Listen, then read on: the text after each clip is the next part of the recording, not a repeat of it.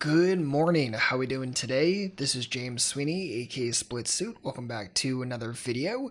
And today we're going to review a hand sent in by Alex. This is a hand with Ace Queen played in a live 1-2 home game. And without further ado, let's check it out.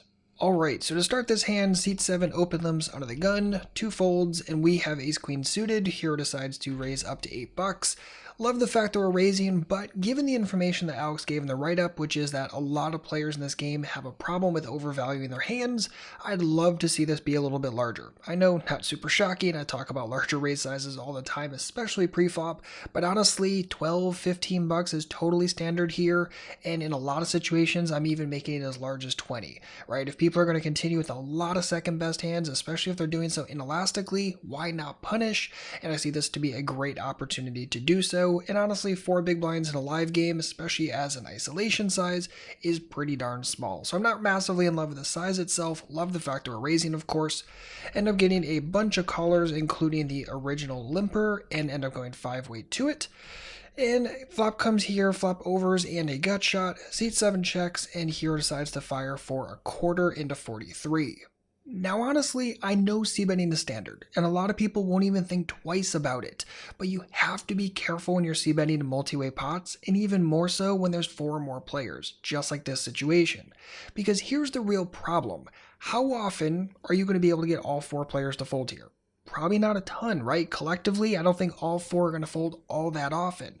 And the issue is when someone does continue, whether it be one person or multiple, they're probably continuing with Jack X, 10X, 5X, and draws like King Queen and 8-9. But how often are you going to be able to get those hands to fold to barrels? Right? Because even if you only pick up 1 caller here, which would kind of be like the better case scenario rather than getting 2 or 3 callers, you still don't have a ton of room left on the turn and river to apply a lot of pressure. You pretty much only have 1 pressure street left, and are you really going to be able to get something like Jack X to fold at that point? Maybe even Ace 10 to fold at that point? I don't know.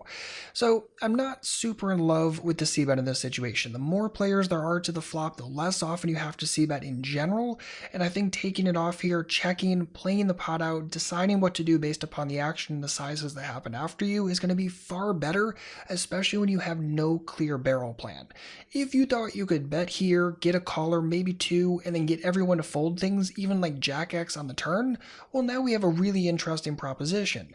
But if we're in a situation where we're not really sure on that, and especially because you said that players in this game have a problem overvaluing their hands, maybe they don't even fold 10x on the turn, again, I'm not super in love with the first bet in the first place, and as such, check here, play it out, go forward from there.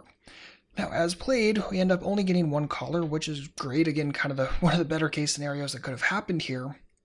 And in the write-up, Alex says they have no prior history playing against this particular individual, as it's their first time seeing them in the game. Okay, so we're not 100% sure if this is someone who's going to overvalue their hands for sure, but keep that in mind as we go to the turn.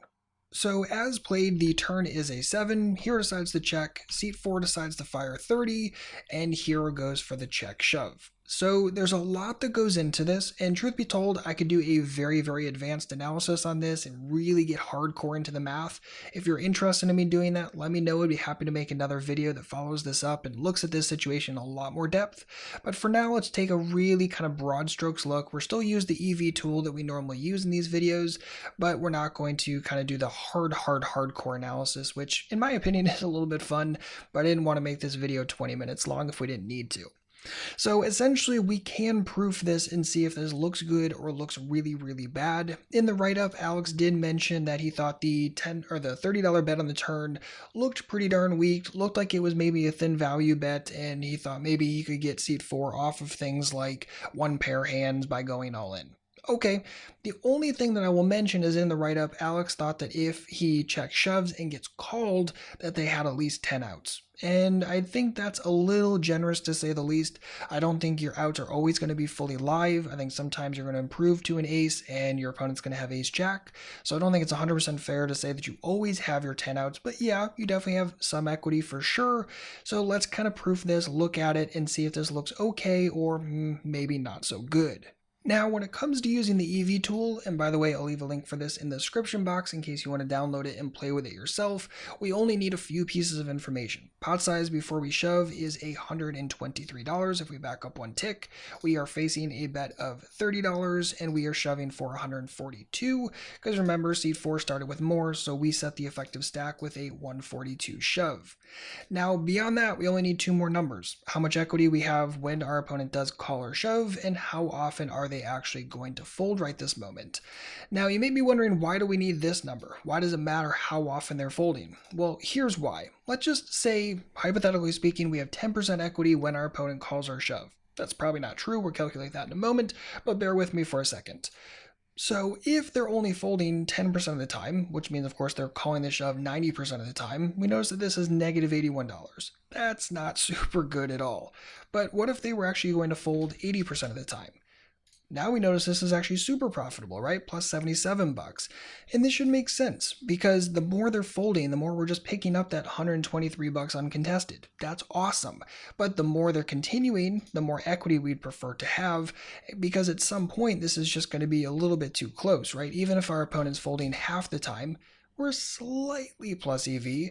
If they're only folding a third of the time, well, now all of a sudden we're right back to negative. And of course, we want to make plus EV shoves, not negative EV shoves. So let's spend a moment and see if we can't get a rough idea on the EV of this shove. Again, we only have two numbers to mess with: equity when called and how often we think they're going to fold, because the other three numbers above are static numbers. We don't change those at all in this example.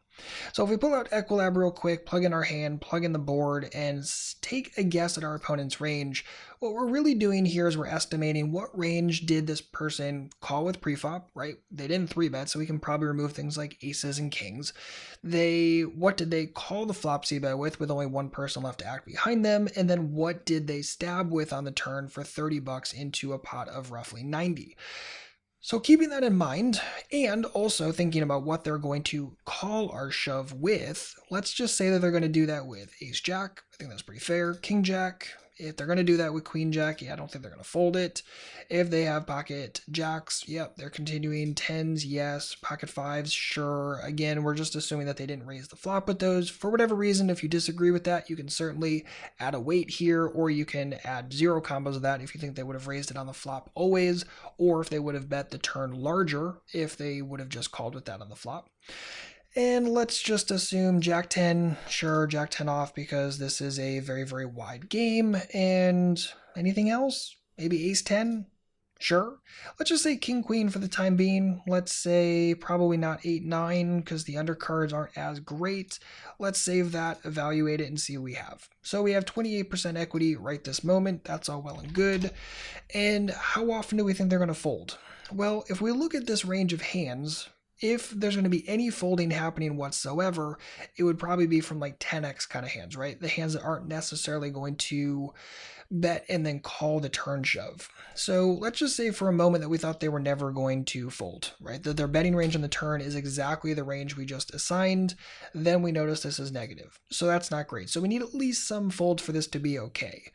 Now, if we're looking at that range again, and we think that they would bet with, let's just turn these yellow for a moment. If we thought that they would bet with these kind of hands and then fold them to a shove, well, now all of a sudden we're getting some combos to fold. Talking 8 9, talking 10 9, talking maybe like 5 6 or 7 5 or ace 5. The more combos like that you can start to add in, the more combos that they can possibly bet fold, and as such the higher and higher this number can get. So for a moment, let's just say they're going to fold 30% of the time, which I think is decently reasonable. We notice that this is only plus $11. It's positive, yes, which is great, but then you still have to compare that, especially when it gets pretty close like this. Okay, would it be more profitable for me to just call here, right? Because calling is certainly an option here. Or is it more profitable for me to shove, which might only be plus $11, or would it be more profitable for me to call and play out rivers? Now, honestly, when I'm looking at this situation, and by the way, this is as far as we're going to go with the math in this video. If you want me to do a really in-depth, hardcore math breakdown, I'd be happy to. Please comment down below. Let me know that you want to see this spot analyzed in a lot more depth. I'd be happy to make a video doing just that, but I didn't want to overload and bog this one down. But If we're looking at this, again, comparing kind of maybe a slightly plus EV shove to calling, I think calling is definitely reasonable. You're getting a great price. You're getting 4-1. And in a lot of situations, you're going to have at least probably not perfect equity here, but you definitely have some implied odds. Rivers are going to be very, very easy to play out. And again, compared to a shove that could easily get negative EV very quickly, especially if you don't think your opponent's bet folding the turn all that much, this could be a much, much better call than necessarily just going for the check shove. I like that you're looking for the aggression, but honestly, if we're looking at this situation, we're looking at it kind of the wrong way because we're analyzing a turn spot that we really shouldn't have seen, right? Because if we play the flop better and didn't see bet, then we're not in this situation this way. So always make sure you're looking at that and thinking about that. Whenever you're looking at a turn spot or a river spot, replay the hand back. Ask yourself if you played the prior streets leading up to that point properly. Maybe you did, maybe you didn't, but always at least ask yourself that question rather than assuming that the previous actions were great and this is the tough one. Sometimes tough decisions on turns and rivers can be indicative of slight mistakes or maybe even huge mistakes on previous streets. So after all of that is said and done, let's look at the results here. Seat 4 does call, Jack on the river, and unfortunately we end up losing to Jack 9. Not super shocking. Didn't really think Jack X was going to fold on the turn. That being said, if you do think Jack X is going to fold on the turn, it makes check raising a much more interesting situation.